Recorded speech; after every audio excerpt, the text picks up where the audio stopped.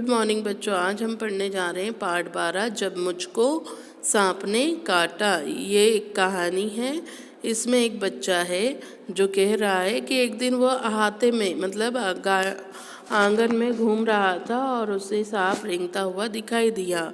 और जब सांप रेंगता हुआ दिखाई दिया तो उसने देखा कि वो जो सांप है इस बच्चे को देखते से ही एक नारियल की खोल में जाकर घुसकर छिप गया। और उसने क्या करा, वो बच्चे ने पत्थर से उस नारियल के खोल का उसको ढाक दिया और उस खोल को बंद कर दिया और उसे लेकर नानी के पास गया। नानी के पास जाकर उसने कहा, नानी देखो मैंने सांप पकड़ा है। नानी चीख उठी, सांप सांप सांप, और इतना घबरा गई कि वो जोर से चीखने पुकारने लगी। तभी उसके नाना को पता चला और नाना जब आए तो नाना ने उस नारियल की खोल को लेकर उसके दूर फेंक दिया। और नाना ने उससे कहा, खबरदार फिर सांप के पास मत जाना, सांप बहुत खतरनाक होते हैं। और नाना जब वो खोल को फेंका तो वो सांप रेंगता हुआ बाहर दूर चला गया। उसी दिन शाम को एक बर को पकड़ने की कोशिश कर रहा था वो बच्चा, और उसी दिन उसने काट खाया। बर ने उसे काट खाया। बड़ी जोर से दर्द उठा। दर्द के कारण वो कराने लगा। नानी ने सोचा उसे सांप ने काट खाया है। नानी को दौड़कर उसने उंगली को दिखाया। उन्होंने जल्दी से नाना को पुकारा और नाना तुरंत आ गए और उंगली को देखा और जहाँ बर ने काटा था वहाँ नीला निशान हो गया था। वह झट से गोद में उठाकर नाना ने उस बच्चे को गोद में उठाकर बहुत दूर धान के खेतों से और बाग को पार करते हुए भागते भागते वह एक दूर छोटी सी झोपड़ी में पहुँचे। और वहाँ पर पहुँचकर उन्होंने आवाज़ लगाई। एक बूढ़ा आदमी बाहर निकला। वह सांप के काटने का मंत्र जानता था। नाना ने उससे कहा, इस बच्चे को सांप ने काट लिया है, इसकी झाड़ फूँक कर दो। बूढ़ा आदमी मुझे लेकर कहाँ गया? उस झोपड़ी में लेके गया। उसने मेरी उंगली को देखा और बोला, चुपचाप बैठना, हिलना डुलना मत। पीतल के बर्तन में वह पानी लाया और मेरे सामने बैठकर मंत्र पढ़ने लगा। मैं बहुत चाहता था कि मैं बूढ़े को बता दूं कि मुझे सांप ने नहीं बर ने काटा है, पर नाना ने मुझे कसकर पकड़ रखा था।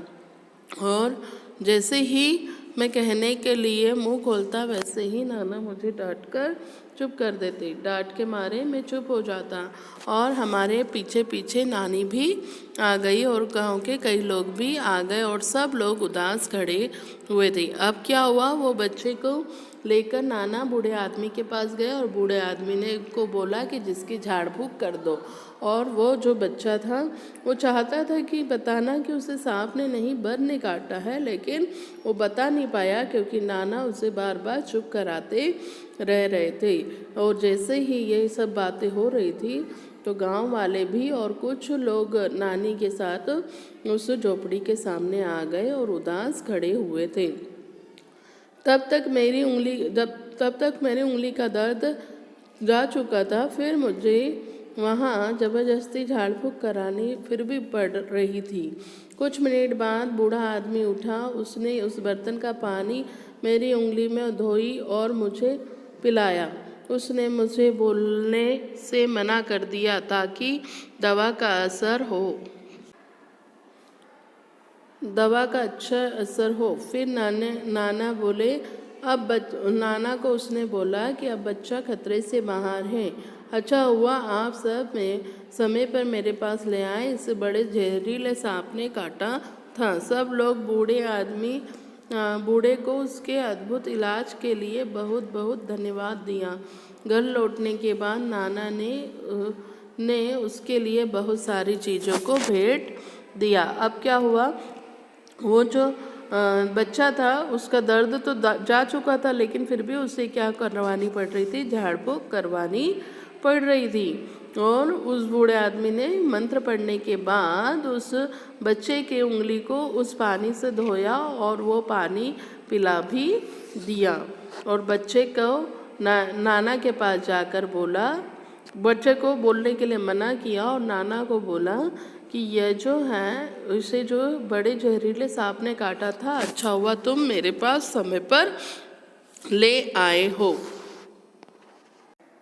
नहीं तो बहुत देर हो जाती, क्योंकि इसे बहुत खतरनाक जहरीले सांप ने काटा था। सब लोगों ने बूढ़े आदमी को उस इलाज के लिए धन्यवाद दिया और सब घर लौट गए। और घर लौटने के बाद नाना ने क्या किया, उसे बहुत सारी चीज़ों को भेंट में भिजवा दी। इस प्रकार उस बूढ़े आदमी ने झाड़ फूँक करके उसका इलाज कर दिया। लेकिन वो सचमुच में इलाज किया था क्या? नहीं, उसने सचमुच में इलाज नहीं किया, वरन उसने ऐसे ही इलाज कर दिया। उसने झाड़ा फूँक करी और बस, जबकि उसे सांप ने नहीं लेकिन बर ने काटा था। लेकिन फिर भी उसके साथ उसने उस चीज़ को समझा नहीं और ऐसे ही इलाज कर दिया।